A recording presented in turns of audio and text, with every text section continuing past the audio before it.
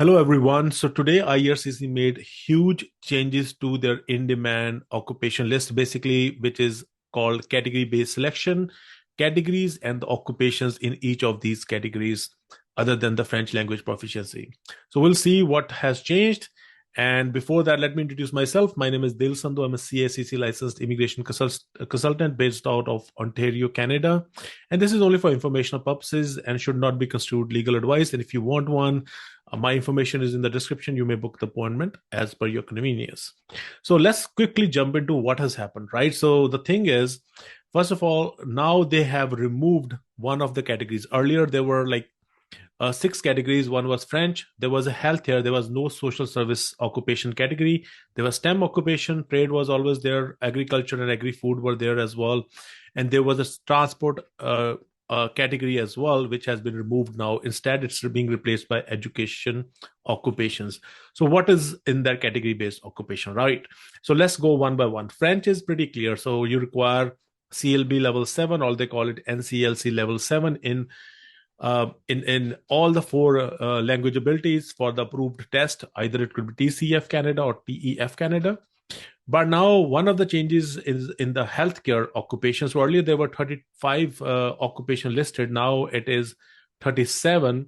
But some of the things which are looks very apparent is like they have animal health technologists and veterinary technicians. I'm not sure whether it was there before or not. But the one which is very important one, which a lot of people were looking for, is this occupation: social and community service workers and social workers. So this has been added in the healthcare occupation. So great opportunity for those who are waiting, in the social service, work. So now let's look at the other one, which is huge changes: STEM occupations. Earlier, STEM occupation used to be, I think, 24 or 25 occupations. Now they have reduced to only 11. The biggest change we have seen in this specific thing is that they have basically got rid of all the IT occupations like software engineers, developers, cybersecurity. Cybersecurity, I think, is the only one which is left here. But I think most of the others have gone, which is very, very surprising.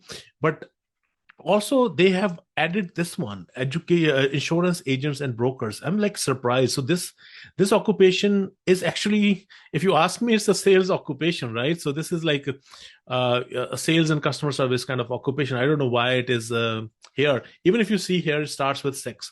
Okay, so anyways, so the requirement for any of these is basically you must have accumulated within the past 3 years at least 6 months of full-time continuous work experience or equivalent part-time in a single occupation listed in the table, which is below, in Canada or abroad, and meet all of the requirements as well. So this experience can be from even abroad.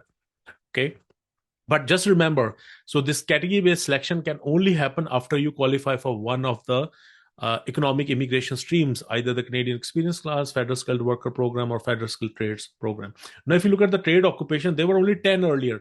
Now they have added so many of them. Some of them are really, really good ones. So many people can get advantage of that. For example, painters, decorators, roofer, shinglers. I mean, so many of them have been added.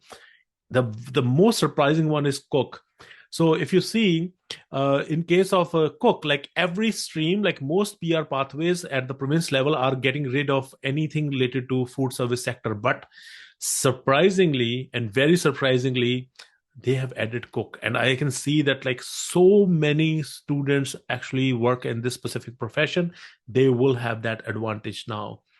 And then we have agri and agri-food occupations. Earlier, there were 3 occupations. Now, the only one left is basically a butcher, retail and wholesale butcher. So this is the NOCCOR 63201. And then you have the new category added, so which is the education occupations. You see all of these are added. So elementary and secondary school teacher assistants, early childhood educators and assistants. Oh my God. So this is amazing. So many, people were waiting for something like this, and this has happened. So now, with all this good news, there is also going to be not so good news, which is that since they have added so many of these occupations, now what will happen is that the cutoff for these kind of draw will go through the roof. I wouldn't be surprised if the scores go really, really high, because I can tell you there are many people who are cooks, right? And they have added that, like there would be so many people who can take advantage of that. Plus, Look at this: insurance agents and brokers. I can tell you there's tons and tons of people who are in the insurance industry, right? So there would be so many of them as well. And healthcare occupations, again, obviously is quite competitive already, but this is something which I can see is that they haven't changed a lot, so the draws would be still kind of seems to be comparable, right? We used to see previously. So was a quick update on that. So thank you for watching. So if you like the video, please do subscribe to the channel. So thank you so much and wish you all the very best.